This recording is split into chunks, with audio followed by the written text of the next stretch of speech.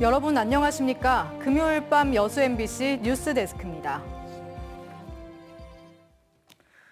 여수 세계 박람회장의 공공개발의 근거가 될 관련법 개정안이 어제 국회 본회의를 최종 통과했는데요. 이번 법률안 통과가 갖는 의미와 남은 과제를 김주희 기자가 보도합니다. 여수 세계 박람회법 개정안이 1년 6개월 만에 국회 문턱을 넘었습니다. 더불어민주당 주철현 의원이 지난해 4월 대표 발의한 여수 박람회법은 박람회장의 사후 활용의 주체를 여수 세계 박람회재단에서 여수 광양 항만공사로 변경하는 것을 주요 내용으로 하고 있습니다. 이번에 국회를 통과한 법안은 6개월 뒤 본격 시행됩니다. 앞으로 6개월 동안 해수부와 기재부는 박람회장의 구체적인 인수 협상을 진행하게 됩니다. 박람회장 선투자금 3,700억 원에 대한 상환 방법 등이 구체적으로 논의될 것으로 보입니다. 또한 항만공사가 중심이 돼 박람회장의 사후 활용 계획도 다시 수립될 것으로 보입니다. 이 과정에는 증인들이 참여하는 여수 세계 박람회 사후 활용 위원회도 구성 운영됩니다. 항만공사가 중심이 돼서 이 박람회장의 사후 활용 계획을 세워야 됩니다. 그럼 전문가 용역을 실시해야 되거든요. 이 용역에 우리 지역 주민들하고 전문가들에게 충분히 반영될 수 있게 잘 그림을 그려야겠다 이런 생각을 해봅니다. 지지부진했던 박람회장 개발을 위한 새로운 시작점이 마련됐다는 측면에서 기대감이 크지만 과제도 없지 않습니다. 일단 분열된 지역 민심을 수습하는 것입니다. 지역 내에서는 그동안 여수시가 박람회장의 개발 주체가 돼야 한다는 주장도 강하게 제기됐기 때문입니다. 이제 인수 주체가 정해졌으니까 그 인수 주체로 하여금 우리가 무슨 일을 시킬 것인지 어떻게 잘 활용할 것인지 이런 것에 집중을 해서 힘을 좀 모았으면 좋겠다 이런 말씀을 드리고 싶습니다. 여수 세계 박람회장의 사후 활용은 지역 내 숱한 논란을 거듭한 끝에 1년 6개월 만에 국회 문턱을 어렵게 넘어 새로운 출발선에 설 수 있게 됐습니다. 여수 세계 박람회장이 남해안권의 해양관광 거점으로 거듭날 수 있도록 이제는 지역사회가 함께 머리를 모아야 할 때입니다. MBC 뉴스 김주희입니다. 여수시 돌산읍의 한 아파트 건설 사업 인허가를 둘러싼 여수시와 한 건설업체 간 소송에서 여수시가 일부 승소했습니다. 광주고등법원은 최근 주식회사 여양건설이 여수시를 상대로 여수시 돌산읍 주택건설 사업의 승인 불가 처분이 부당하다며 제기한 135억여 원 규모의 손해배상 청구 소송에서 청구 원금 가운데 건축 설계 용역비와 위자료 등 110억여 원에 대해 기각 판결했습니다. 여수시는 이번 광주고법의 판결에 따라 여양건설 측에 23억여 원의 손해배상금을 지급하기로 하고 조만간 예비비 사용 승인을 받아 법원 공탁 형식으로 소송 비용을 지급할 계획입니다. 광주 전남 코로나19 확진자가 연일 4자릿수를 기록하고 있습니다. 광주 전남 방역당국에 따르면 어제 하루 광주에서 805명이, 전남에선 846명이 코로나19 확진 판정을 받았습니다. 광주 전남 평일 확진자 추이는 지난 14일 이후부터 4자릿수 확산세를 기록하고 있습니다. 코로나19 재확산세로 인해 27.8%였던 병상 가동률도 34.8%로 올랐습니다. 코로나19가 장기화되고 물가와 금리가 계속 올라가면서 서민 살림살이가 더 팍팍해지고 있습니다.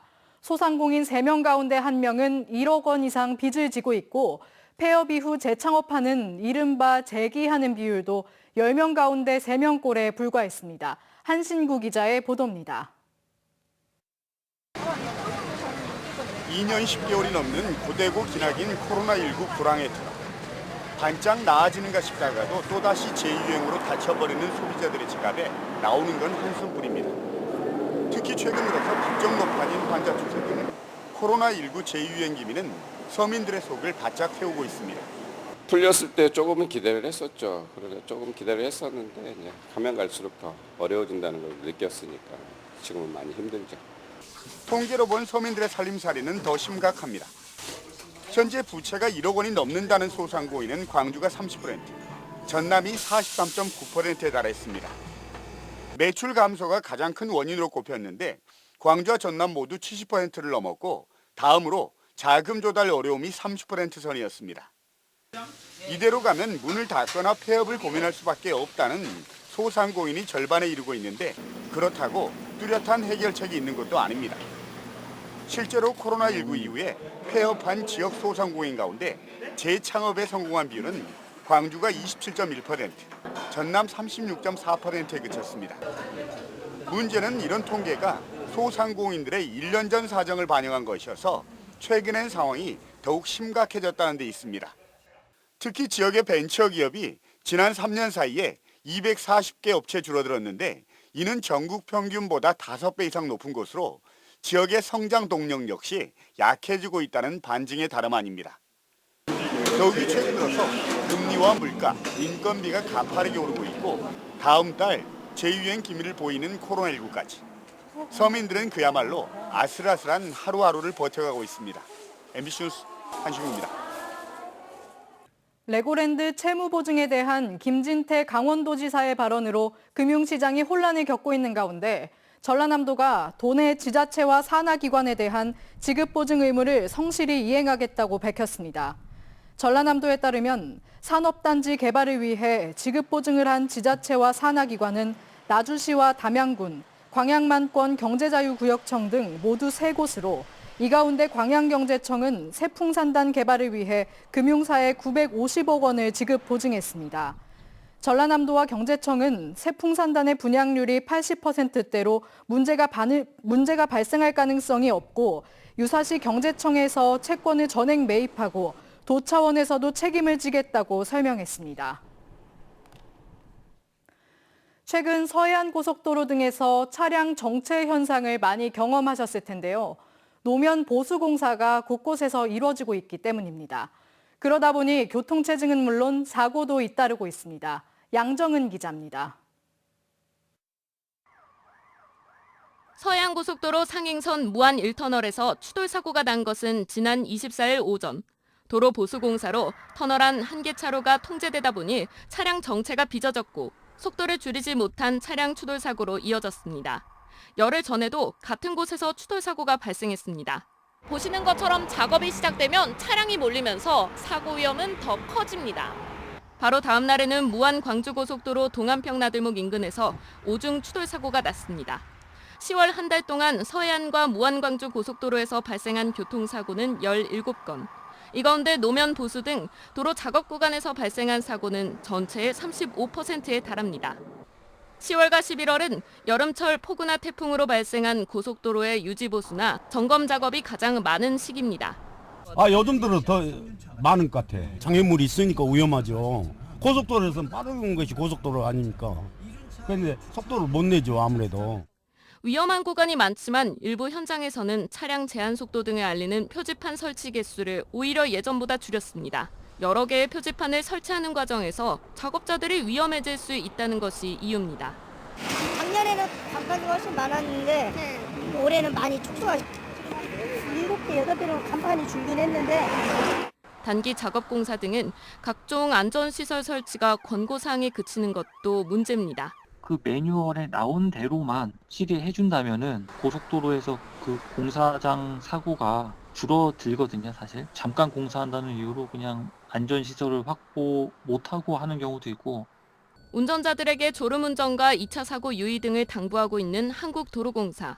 한국도로공사 역시 그에 걸맞은 공사 현장 안전관리 강화가 필요해 보입니다. MBC 뉴스 양정은입니다. 순천 골프장 익사 사고와 관련해 경찰이 골프장 관계자들을 업무상 과실치사 혐의로 검찰에 넘겼습니다. 전남경찰청 강력범죄수사대는 연못 주변의 울타리 등 시설물 안전조치를 하지 않고 연못 추락 위험성을 제대로 경고하지 않은 혐의로 골프장 안전관리자와 캐디를 검찰에 송치했습니다.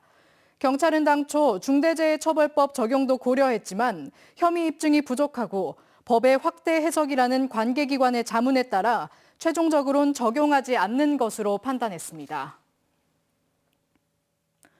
진보당 전남도당이 현대제철과 포스코 사내하청 노동자들을 조속히 정규직으로 전환할 것을 촉구했습니다. 진보당 전남도당은 오늘 성명서를 내고 최근 현대기아차의 사내하청 노동자 불법 파견을 인정한 대법원 판결을 환영한다며 현대제철과 포스코도 법원이 불법 파견을 인정하고 있는 만큼 사내하청 노동자들을 정규직으로 전환해야 한다고 주장했습니다. 지난 7월 대법원은 포스코 광양제철소 사내하청 노동자들의 아변 공정에서의 근무가 불법 파견임을 인정했으며 현대제철 노동자들에 대해서도 광주고등법원과 고용노동부는 불법 파견에 해당한다고 판단했습니다. 가을이 깊어가면서 광양 백운산이 단풍으로 옷을 바꿔 입고 있습니다. 산과 계곡을 서서히 물들이고 있는 단풍은 다음 주 절정을 이룰 것으로 전망됩니다. 유민호 기자입니다. 광양 백운산이 정상부터 서서히 단풍으로 물들어갑니다. 푸르렀던 나무들은 가을 찬바람과 햇살을 맞으며 노란색, 붉은색으로 저마다 옷을 갈아입고 있습니다. 해발 1222m 백운산은 풍부한 햇빛과 광양만에서 부는 바닷바람에 우리나라에서 한라산 다음으로 다양한 식물이 자라는 곳입니다. 정취를 만끽하기 위해 전국에서 모여든 등산객들이 발길을 서두릅니다. 항상 그 백운산이 너무 보고 싶었고 백운산 그 계곡과 단풍이 꼭 보고 아주 즐기고 싶어서 그렇게 왔습니다. 네. 총 9개 코스로 나뉜 백운산 둘레길도 가을빛을 내뿜습니다. 가파른 등산로의 거친 호흡이 아닌 느긋하게 걸으며 생각에 잠길 수 있는 길입니다. 쾌청한 가을 날씨에 옥룡사지 한 바퀴 돌았는데 너무나 좋습니다. 햇살도 좋고 천년 동백숲이 너무 좋고 산 아래 자리한 어치계곡 생태탐방로도 빼놓을 수 없는 경치를 자랑합니다. 어치계곡은 여름철 피서지로도 인기 있는 곳인데요. 가을에 찾아도 잔잔한 운치를 느낄 수 있습니다. 말과 소의 먹이통을 닮아 이름 붙여진 구시폭포입니다. 심한 가뭄에도 물이 절대 마르지 않는다는 전설을 간직한 만큼 쉴 틈 없이 계곡물이 흐릅니다. 백운산 단풍은 다음 주 내내 절정을 자아낼 것으로 전망됩니다. 백운산 정상은 지금 단풍이 아름답게 물들어 있고요. 그리고 아랫부분 같은 경우에는 10월 30일 일요일부터 11월 4일 금요일로 예상되니까 많이 찾아뵙길 바라겠습니다. 산과 길, 계곡까지 여러 빛깔 단풍으로 물들어가는 백운산은 사람들 맞을 채비를 마쳤습니다. MBC 뉴스 유민호입니다. 수어의 보급과 소통, 공감을 이끌어내기 위한 수어 문화제가 여수에서 개최됐습니다. 전남 농아인협회 여수시 지회는 오늘 이순신 광장에서 사랑의 수어 문화제를 열고 농인들이 제작한 수공예 작품 전시회와 다양한 농문화 체험 행사를 진행했습니다. 수어 문화제는 수어에 대한 시민들의 관심을 유도하고 사회적 인식을 개선하기 위해 지난 2013년부터 해마다 열리고 있습니다. 주말인 내일 전남 동부 지역은 오전까지 맑겠지만 오후에는 흐린 날씨를 보이겠습니다. 낮 최고 기온은 순천과 광양이 21도, 여수와 고흥이 19도로 오늘보다 1에서 2도 정도 낮겠습니다. 바다의 물결은 남해서부 앞바다에서 0.5에서 1.5m, 먼바다에서는 1에서 2.5m로 일겠습니다. 모레인 일요일은 오전까지 맑다가 오후부터 구름이 많이 끼고 낮 기온은 최고 20도를 기록할 것으로 예상됩니다. 순천시가 2029년까지 차세대 에너지 자원화 시설 복합 문화 공간의 개념으로 쓰레기 처리 시설을 조성하기로 하고 최근 입지 선정 계획을 결정 공고했습니다. 순천시는 이를 위해 시설 지하화와 지상 융복합 문화체육시설 설치 가능성 등을 새로운 입지 선정 기준으로 설정했고 곧바로 입지선정위원회 구성과 후보지 타당성 조사, 전략 환경 영향평가 등을 거쳐 입지 선정을 마칠 계획입니다. 순천시는 2030년부터 생활쓰레기 직매립이 전면 금지됨에 따라 2029년까지 폐기물 소각 처리 시설을 반드시 설치해야 합니다. 광양시가 자매도시인 오스트리아 린츠시와 수소경제 협력 방안을 모색합니다. 오늘 광양을 방문한 린츠시 대표단은 광양시 관계자들과 간담회를 갖고 수소경제에 대한 정보를 공유하는 한편 다양한 발전 방안을 논의하기로 했습니다. 두 도시는 또 우리나라와 오스트리아 수교 130주년을 맞아 양측의 예술가들이 공동으로 참여하는 문화예술 교류 행사를 지속적으로 추진하기로 뜻을 모았습니다. 이재용 삼성전자 회장이 취임 이후 첫 번째 행보로 삼성전자 광주 사업장을 찾았습니다.